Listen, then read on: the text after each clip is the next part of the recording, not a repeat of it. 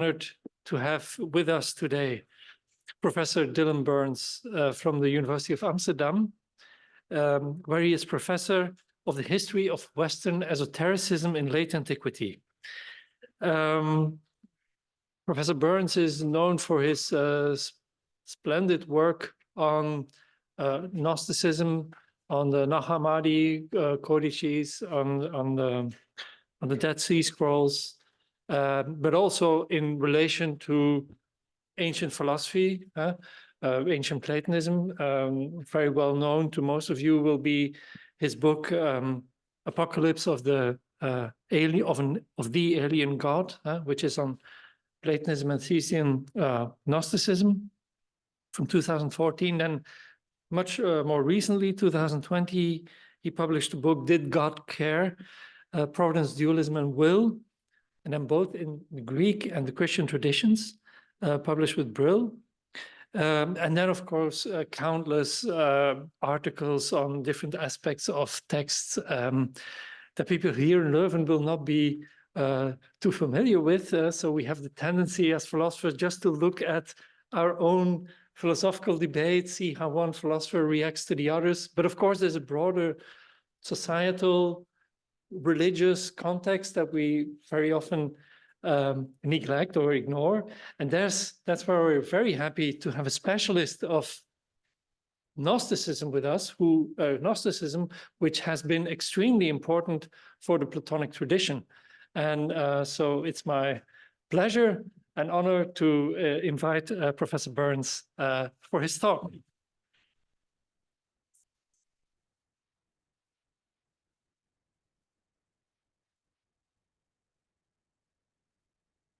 Thank you so much for the generous introduction, Professor Obsommer, and I'd like to thank you, as well as Drs. Roberto Granieri and Arthur Oosthout for this very kind invitation to come and share with you some of my work on ancient Gnostic philosophy of nature as part of the series Leuven Colloquia on ancient Platonism.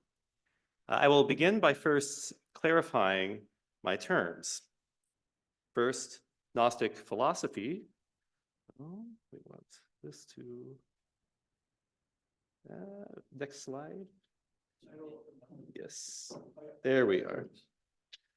First, Gnostic philosophy, and second, nature, which is of course the focus of the Leuven Colloquia during this academic year.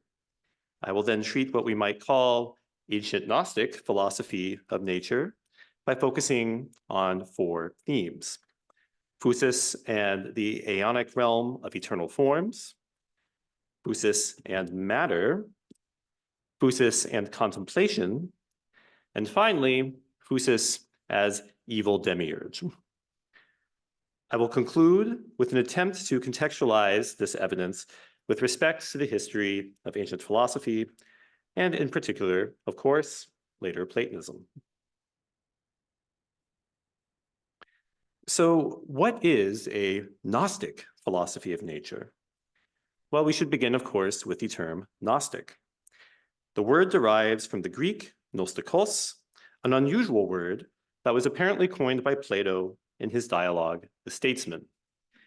The adjective gnostikos remained in use by Greek philosophers, always with the sense of leading to knowledge, resulting in knowledge, capable of knowing, cognizant of. The claim that something is gnostikos had purchased specifically in the Platonic Pythagorean tradition. But it was the early Christians who first used this word to designate human beings. One such usage is reported by Celsus, Irenaeus, and Porphyry, who say that there were Christians who called themselves gnostikoi, that is, suppliers of gnosis.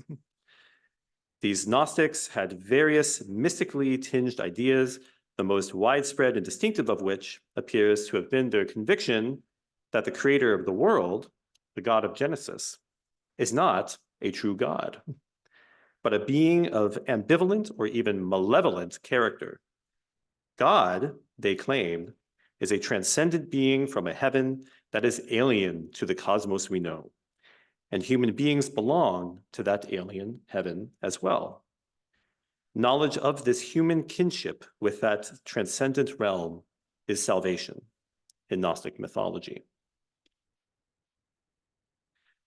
These Gnostics largely disappear from history by the end of late antiquity. But over the course of the last 250 years, codices containing works of their teachings, preserved in Coptic, the youngest and final phase of the Egyptian language, have been discovered in Egypt.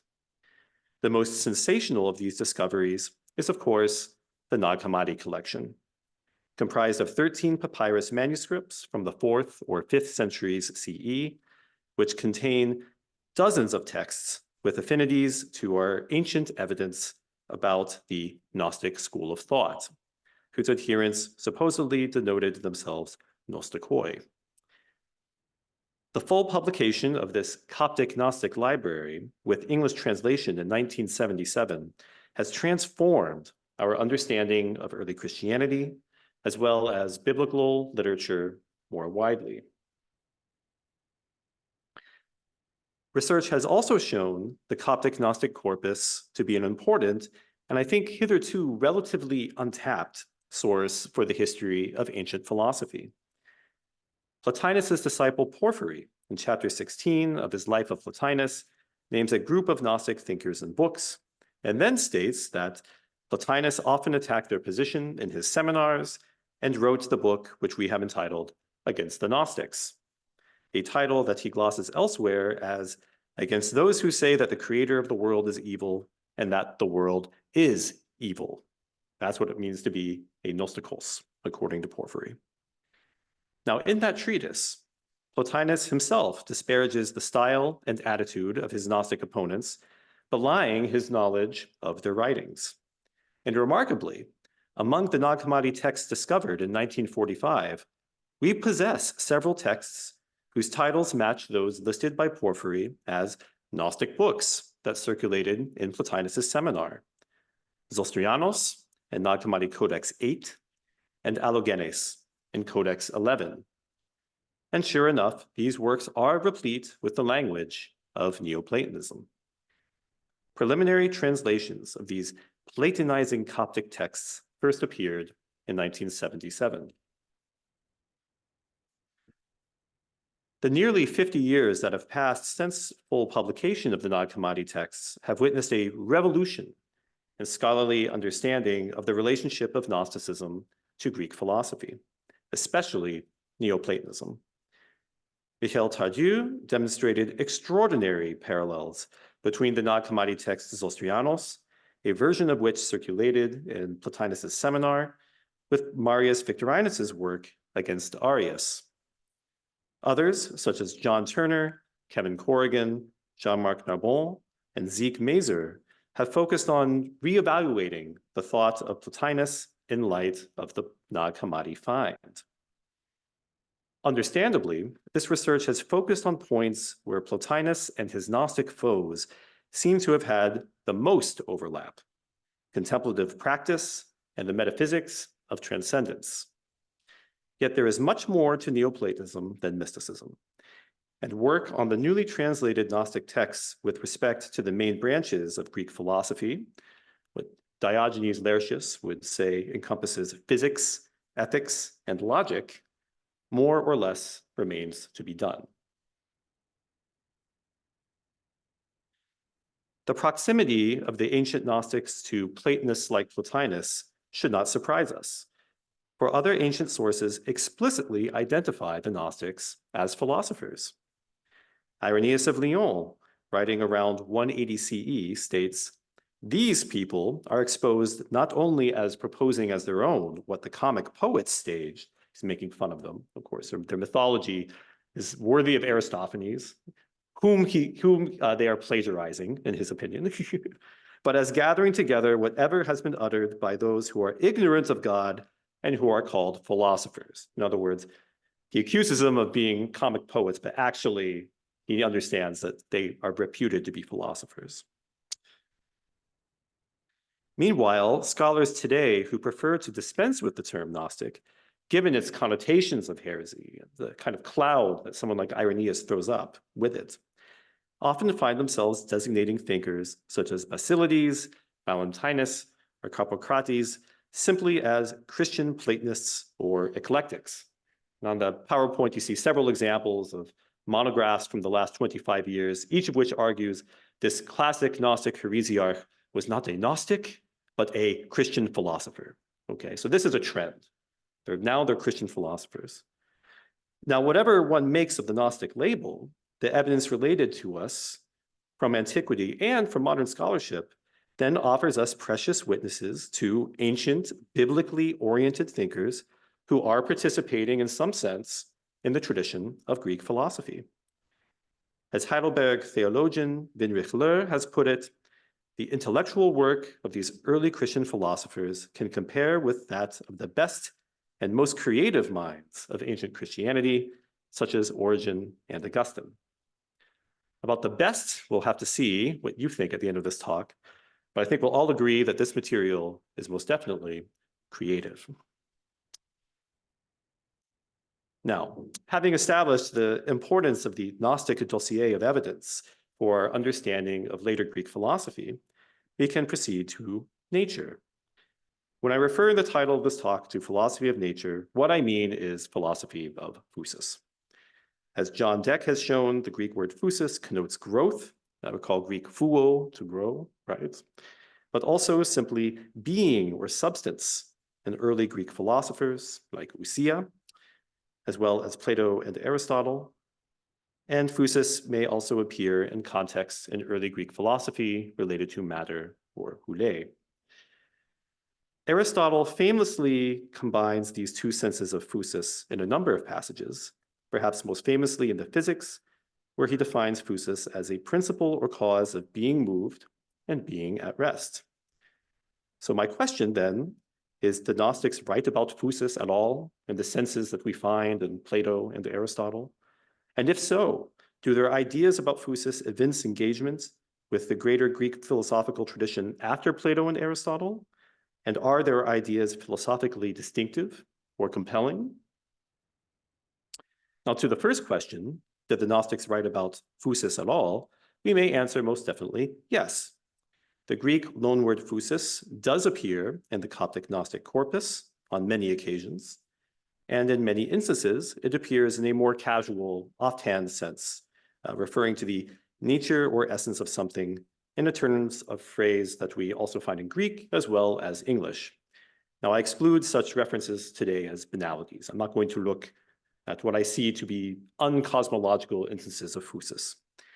Rather, I will focus in the remainder of this talk on attestations of the Greek loanword physis that deal specifically with the cosmos, and in particular, the natural substance of things. The Coptic Gnostic text, which probably has the most to say about physics and the natural world, oh, I need to let somebody in, yes, is an Acephalous work that is well preserved in Nag Hammadi Codex II, to which scholars have given the name On the Origin of the World. This text offers a highly developed, complex version of the Gnostic myth that is focused on cosmogony, as is indicated in its opening lines. You'll find this on your handout. Our author, who is clearly polemicizing, so I will try to relate this as I read it, seeing how everyone, the gods of the world and human beings, say that nothing exists prior to chaos, I, meanwhile, shall demonstrate that they have all erred. They do not understand the constitution, hypostasis, of chaos, nor its root. Now, this is the proof, apodeixis. If it is agreed between all humanity concerning chaos that it is darkness, it in fact derives from a shadow, which is called darkness. And the shadow actually comes from a product that exists from the start. And it appears that it, namely the product, did exist prior to the time that chaos came into being, and that chaos follows upon the first product. Now, once the nature of immortal things to physis ni atmu developed fully out of the infinite, An image then appeared from faith called wisdom. It, the image of this word, Ina, this Egyptian word, it could also render idols or morphe, right? So we could be talking about forms. This image or form exercised its will, and immediately her will manifested as an image of heaven, possessing inconceivable magnitude. Now, there is a lot to unpack in this dense passage. First of all, the author of this text uses the language of Greek rhetoric, or arguably Greek philosophy, to present his discourse. While what he will relate is, in keeping with most Gnostic literature, a cosmological myth or story, he calls it a demonstration, using a word loaned from Greek, apodeixis. Yet he also positions himself as refuting a deeply authoritative Greek author. It is Hesiod, in his Theogony, who declares chaos to have been prior to all other entities. Thirdly, our Gnostic writer argues that chaos as a principle is not prior to all other beings, but it derives in turn from a dark shadow that is outside of the aeon, and that is cast by a certain product, another Greek loanword, ergon. I'm not sure what this means. This product is an image of heaven that was produced by the will of the goddess, faith, wisdom. So finally, we may ask why faith, wisdom produced such an image of heaven. The text says that this event transpired immediately after the nature of immortal things, the physis of immortal things, developed fully out of the infinite. Now here, the text clearly presupposes some knowledge of the classic Gnostic myth, wherein a transcendent deity, usually called the Father, emanates a series of primordial entities called eternities or aeons, iones. Some texts distinguish, like Plotinus, between this transcendent deity and the aeonic realm of divine intellect. Other texts posit that the first deity is an intellect, and the aeonic realm comprises a second or even third intellect, like what we see in Numenius. What is clear in all of these systems is that the aeons are understood to be the thoughts of the divine mind. Now, this is good Middle Platonism. By the day of Philo-Judaeus, Platonists had come to think of the Platonic forms out of which God made the world as the living ideas in the mind of God. The aeons then do what forms do in later Platonic thought. The aeons are invisible, immaterial causes of visible material reality. As Irenaeus says of the Valentinians, they claim that creation was made after the image of their invisible fullness. You could replace invisible fullness with Platonic forms, and the claim makes sense. Other passages could be adduced, but what is remarkable about our passage from On the Origin of the World is that it describes emanation of these invisible, immaterial causes of visible material reality as a nature, as a physis. Nor is it the only passage in the Coptic Gnostic corpus to refer to the aeonic realm as a physis.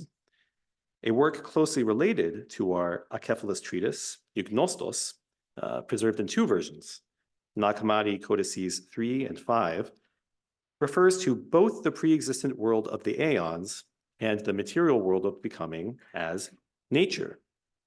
I quote, "Now, the entirety of nature, to physis theoris, comes from the immortal one, ranging from what is unbegotten to what is manifest, belonging to chaos, in the shining light, without shadow, and ineffable joy, and unspeakable rejoicing."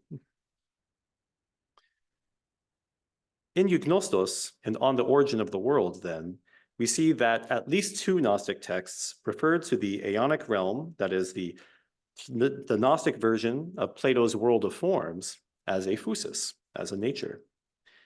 However, it is striking that in both passages, at least part of the context is explaining the source of chaos, which is firmly located in the visible world, what Gnostos calls that which is manifest. It can So this is simply a Coptic locution for saying what is visible.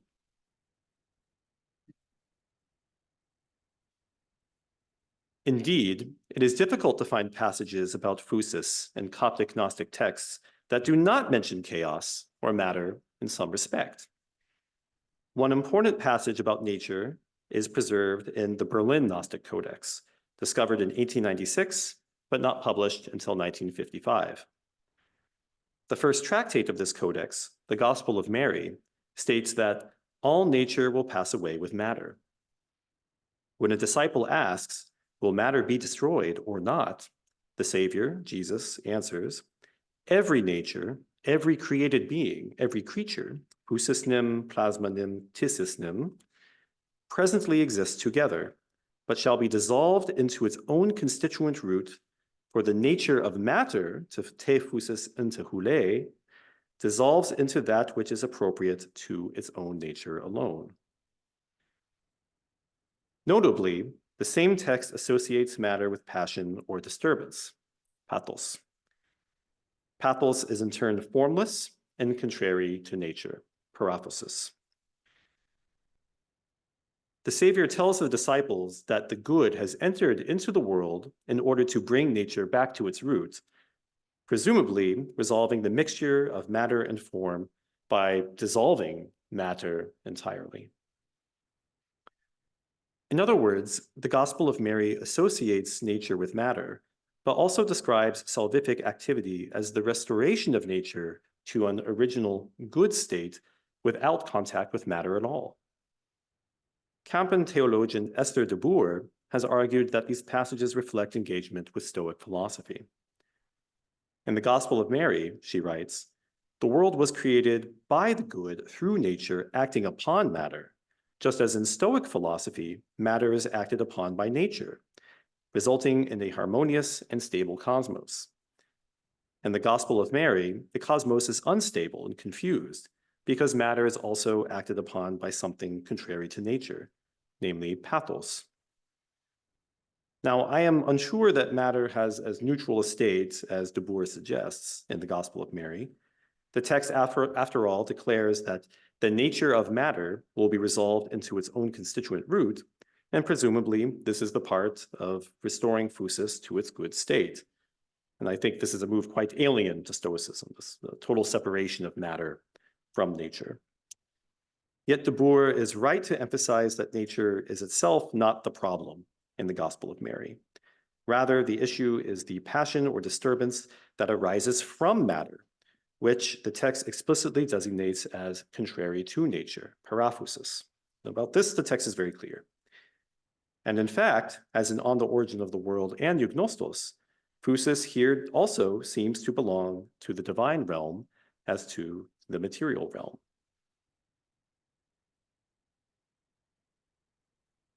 Meanwhile, nature is associated with the body in our Coptic version of one of the texts circulated by Gnostikoi that was read and critiqued in Plotinus' school in Rome, Zostrianos, which is preserved in Nag Hammadi Codex 8.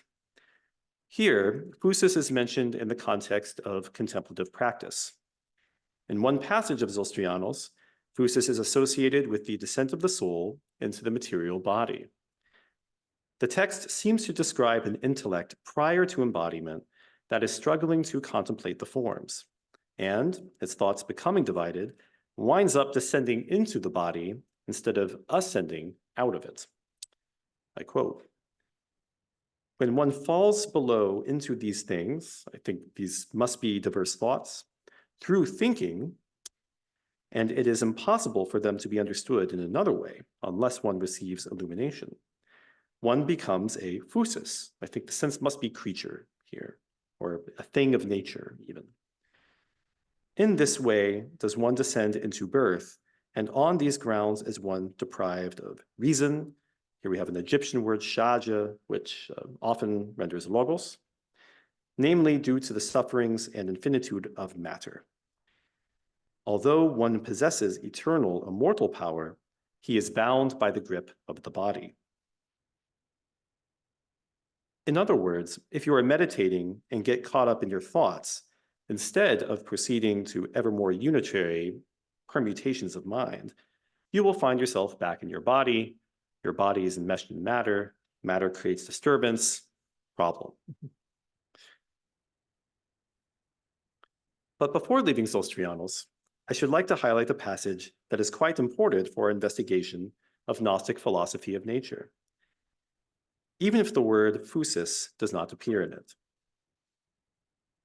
As you may have gathered by now, Gnostic texts have hardly anything to say about the natural world. Rather, they describe events taking place at the very dawn of history, or even better, prior to the beginning of the cosmos. On 3 occasions, the text Zostrianos describes a philosopher's vision of the forms of natural objects. The best preserved of these 3 passages, and the codex, unfortunately, is really poorly preserved, so there are large stretches of Zostrianos where we cannot read very clearly at all. But this passage is pretty okay, and it's on page 48 of the manuscript. We read, I saw corresponding to each one of the aeons a living earth, with living water and luminous air, and a fire that does not burn. All these things are simple and immutable. And I saw animals, simple and eternal, in possession of a beauty of many sorts. And I saw trees that do not wither, of many sorts, and plants also of like manner, and such things, and a fruit that does not rot, and living people, and every species, and immortal souls, and every form, and every species of intellect, and true gods. As John Dillon recognized over 30 years ago, this passage closely recalls Plotinus's description in Aeneid 6:7 of the noetic forms of sense-perceptual beings.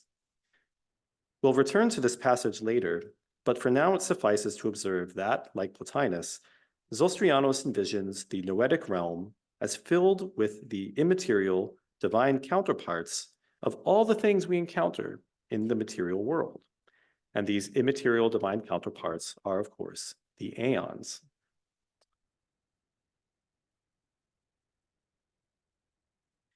Strikingly, our Coptic Gnostic text that has the most to say about physis is also the one that is far and away the most negative about it. The Paraphrase of Shem, the first tractate of Nag Hammadi Codex 7. This is a long, winding treatise that begins with a mysterious cosmology describing elemental movement and mixture before the text proceeds to cosmogony and salvation history. And despite its excellent state of preservation, its contents are obscure and honestly baffled its earliest editors and interpreters. The text remains perpetually understudied. Great text for a dissertation. If any of you out there want something to write about, this one is full of problems. Now, one of the most puzzling features of the Paraphrase of Shem is its treatment of the figure of nature. The Greek loanword physis appears 85 times in this text, far more than any other single work of Coptic literature, and each time it refers to a demiurgical womb, who is a source of chaos and disorder.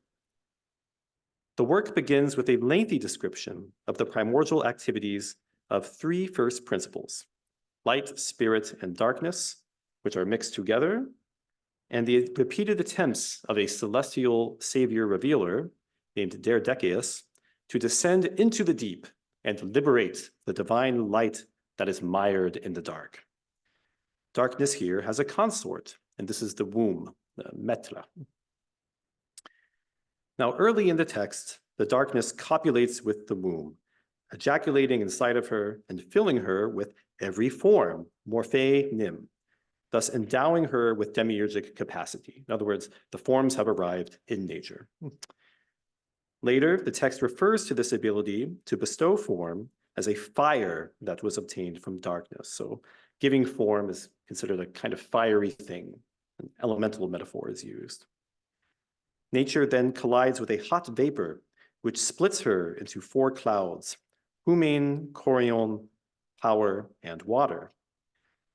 Now, the first 2 of these terms are Greek termini technici of ancient gynecology, referring to the two membranes that, according to Soranus, envelop an embryo. Thus, this womb is not empty. It is carrying something to birth under its vaporous layers of power and water. These sub-vapors comprise physis, and indeed, throughout the rest of the text, the terms nature and womb are used more or less synonymously, and with a very negative connotation. For nature is characterized throughout the text by her akatarsia, prurience or impurity, and her association with putrid water. And finally, with chaos. Again, chaos. Her parts are repeatedly referred to as chaotic fires. In short, she is a womb that is perpetually sexually active, pregnant, and giving birth to chaos. That is nature in this text. The celestial agent Derdecheus recovers the divine active force, light, by delving into the darkness and physis repeatedly while wearing robes of fire, resulting in the emission of the light and form. Here, morphe and eidos are used interchangeably, which rise back up to heaven. A representative passage is on your handout. Our revealer writes, I put on the guise of the beast, Therion, okay? And I made a great request of her, the womb or physis, so that heaven and earth would come into being, so that all the light might rise up. For by no other method would the power of the spirit be saved from bondage, except that I appear to her in animal form. For this reason, she was gracious to me, as if I were her son, and because of my request, nature rose up, since she possesses something from the power of the spirit and darkness and fire. For she divested herself of her forms. Once she had cast it off, she breathed upon the water. The heaven was created, and from the foam of heaven, the earth came into being. Flora and fauna come into being as well, along with terrible demons. We read, these demons birthed every sort of impurity, prurience, and the place to which the wind went by itself was filled with prurience. Barren wives come from it, along with sterile husbands. Just as they will be begotten, so do they beget. This text seems to have skipped the creation of human beings, but at this point in the narrative, these sterile beings, that is, humans who procreate like nature, are contrasted with the elect beings who possess spirit, pneuma. So what is going on in this Coptic text? The opening cosmological scenes, I think, are largely intelligible in the context of contemporary Greco-Egyptian alchemical language, as well as some of our evidence regarding the teaching of the 2nd century Syrian philosopher Bardaitsan, both of which engage Greek materialist physics in a post-Hellenistic context. The denotation of a pre-existing negative principle responsible for evil is characteristic of what scholars sometimes like to call the dualist streak in Middle Platonic sources like Numenius or the Chaldean oracles, where cosmic evil is related to nature and matter. Plato, of course, in his Timaeus, compares the receptacle, the chora, in which becoming takes place, to a mother. I'll return to these sources later, but for now it suffices to note that while the Timaeus includes an explanation for chaotic movement in the natural world, the Paraphrase of Shem actually equates physis with chaos. Secondly, our tale is sexually explicit. This is itself remarkable in a corpus renowned for ascetic texts, and that was probably copied by monks. Very strange to have this kind of language in an ascetic corpus transmitted by ascetics. But I think the message of this story is actually quite straightforward. Procreation is so chaotic and impure that it is itself a kind of barrenness and sterility. Thus does this Coptic text draw a contrast between the inferior creation that happens through procreation and the superior creation that happens through the ordering that occurs when form is bestowed on matter. However, the text replaces demiurgic ordering with a redeemer who frees the active power of light from nature, making her barren. While the other Gnostic texts we have looked at so far included the divine world in physis, the Paraphrase of Shem disparages not just sin and matter, but nature itself. Thus, in this work, nature is understood strictly in the sense of the material world of generation, chiefly characterized by procreation. The natural world we inhabit is a mere byproduct of the process of freeing light and form from darkness and nature. In fact, light and form and their natural state, so to speak, would here have no contact with matter whatsoever.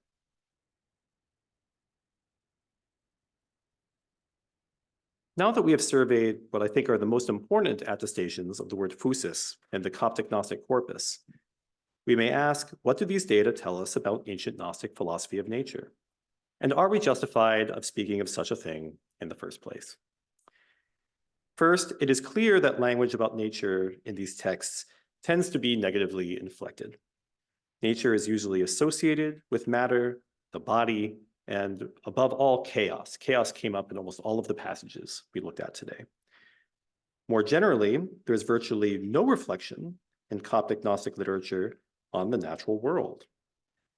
At first sight, these observations seem to validate the old scholarly cliché that Gnosticism is a form of anti-cosmic dualism or the like. Yet the data we have examined actually complicates that picture quite a bit, I think. With the exception of the Paraphrase of Shem, each of the texts we looked at so far also refer to physis as including the aeons, or at least a positive state that is separate from material reality. To me, at least, this was a surprising result. Yet, in its broad strokes, it is in keeping with the speculation about first principles in the Greek philosophical tradition. As we discussed at the beginning of this talk, there are two connotations to physis in early Greek philosophers, as well as Plato. First, a kind of essence or substance of things like ousia, as well as second, growth. However, nature is also linked to first principles. An important passage on this point is, of course, from the Timaeus. In this case, Stephanus, page 50, line C, paragraph C to D. I read, "We need to keep in mind," we read, "three types of things: that which comes to be, that in which it comes to be, and that after which the thing coming to be grows into its form, and which is the source of its coming to be. It is in fact appropriate to compare the receiving thing to a mother, the source to a father, and the nature between them to their offspring. We also must understand that if the imprints are to be varied, and with all of the varieties there are to see, this thing upon which the imprints are to be formed could not well be prepared for that role if it were not itself devoid of any of those characters that it is to receive from elsewhere." Here, Plato calls what comes to be, that is, the realm of becoming we experience, a nature between them, namely the receptacle of becoming, a source of disorder and confused motion, and the source of all, which orders that receptacle through imprinting form on it.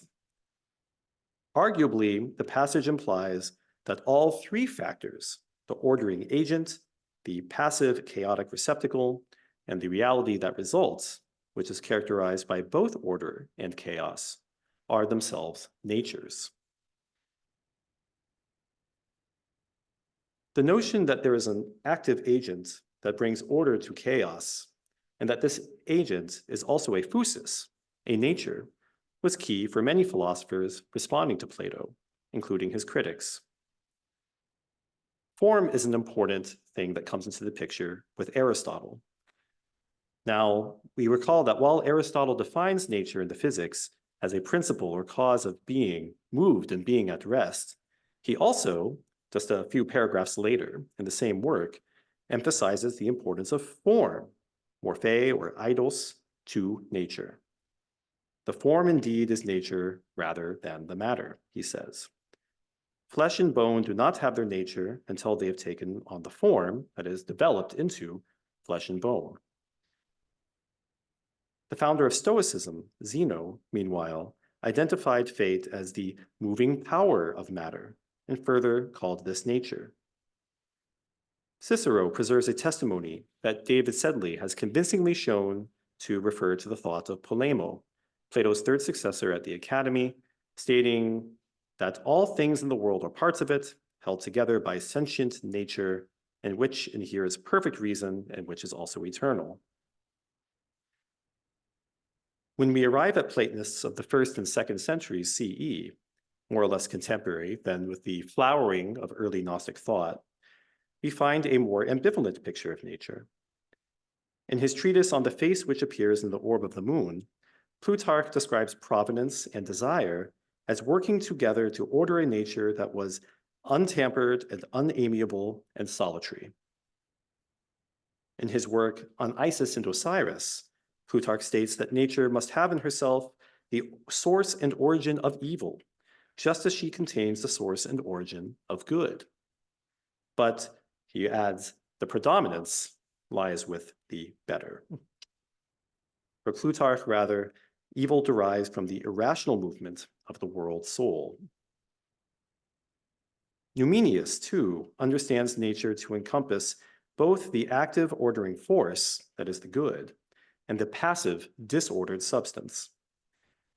One fragment from his work on the good is concerned with the matter or corporeal and the incorporeal. Numenius asks, do we have anything else besides these? That is, matter itself and bodies in the nature of the all? That is, does nature only encompass matter and bodies? And his answer is no. There is also a binding force which can only be what is incorporeal. He writes, for this alone of all natures is fixed and stable and in no way corporeal. Furthermore, it never emerges into being, nor does it increase, nor does it move in any other motion whatsoever. Nature is here timeless and changeless. A fragment preserved by Chalcidius states, everywhere a lower nature is expiating its sin, as it were, by intermingling with providence. That is, providence helps rectify or order the sin or disorder that the world soul generates when it approaches matter. Altogether, then, already in Plato, there is a sense that the active ordering agent and the passive locus of disorder both belong to nature, or themselves constitute natures. Aristotle emphasizes that nature is not just about growth in the sense of motion, but also about something coming to fruition, as it were, taking on its own natural form. For Middle Platonists, such as Plutarch and Numenius, nature encompasses both of the principles at work in the ordering of disordered matter, a process of the formless obtaining form. I submit that the Gnostic texts we have looked at today are dealing with pretty much the same physical problems and solutions as did their Platonist contemporaries. The Gnostic descriptions of the aeons as natures or part of nature are intelligible in the Greek philosophical tradition if we take the aeons to be active, ordering causes, and that is, of course, what they are, insofar as they are forms of a kind, as we have seen already. This is part of why Zostrianus's vision of the noetic forms of sensible animals and plants is so important. The passage explicitly expresses that the aeons include the forms of beings in the natural material world. Now, scholarship has long regarded Gnostic dualism as comparable to Middle Platonic dualism, insofar as both intellectual currents acknowledge the reality of evil and focus on its generation from matter. However, I think we can go further. Our examination of physis in Gnostic texts shows us that these works belong to what Lloyd Gerson calls Platonism. To wit, On the Origin of the World, Gnostos, the Gospel of Mary, Zostrianos, and I think even the Paraphrase of Shem, each advances anti-materialism, anti-mechanism, anti-nominalism, anti-relativism, and anti-skepticism. Like the Middle Platonists, they describe nature as encompassing both the eternal realm of forms, aeons, as well as the realm of becoming, chaos. Like Plotinus, abundant use is made of the Aristotelian language of hylomorphism, entirely without subscription to, yes, the doctrine that soul inheres in matter. Ancient Gnostic philosophy of nature is, in its superstructure, I think, a type of Platonic philosophy of nature.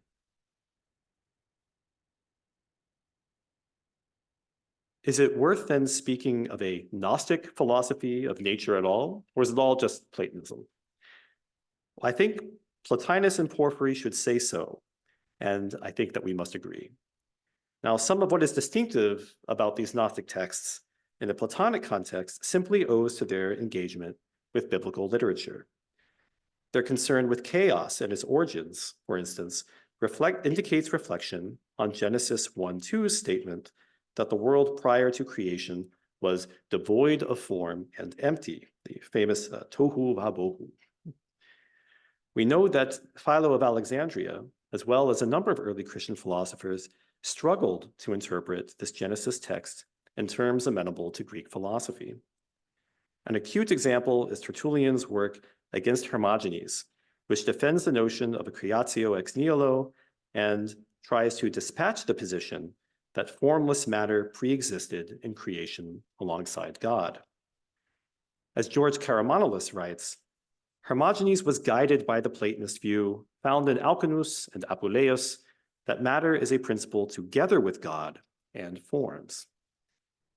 I think the same may be said of the Gnostic texts we've looked at today, although On the Origin of the World is at pains to stress that chaos and matter are not co-eternal with God, but posterior to God and the aeons. In other words, it's dealing with the same problem that Platonists were dealing with on matter.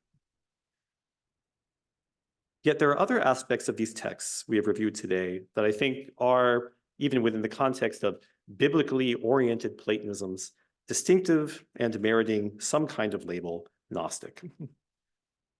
Our Gnostic works lavish attention on primordial causes at the expense of the inhabitants of the natural world, about which they say next to nothing. They prefer morbid and transgressive metaphors to describe the world of becoming. They describe the demiurge not as an agent of order, but as an agent of chaos. That's a big one. They describe the ordering as the activity of a salvific being who will come from heaven. And this ordering will be eschatological. As the Gospel of Mary states, every nature shall be dissolved into its own constituent root. It comes as no surprise, then, that Plotinus, in Aeneid 2:9, attacked the Gnostics on precisely these points. Their claim, in Porphyry's words, that the cosmos and its maker are evil, their use of myth rather than arguments to communicate their ideas, the notion that some kind of redemption from created order is not just possible, but desirable, and their claim that the world as we know it will be destroyed. These are all things that Plotinus expends a lot of energy on in his treatise against the Gnostics. And we may note further that some of Plotinus's most distinctive ideas about nature are nowhere to be found in the texts we looked at today.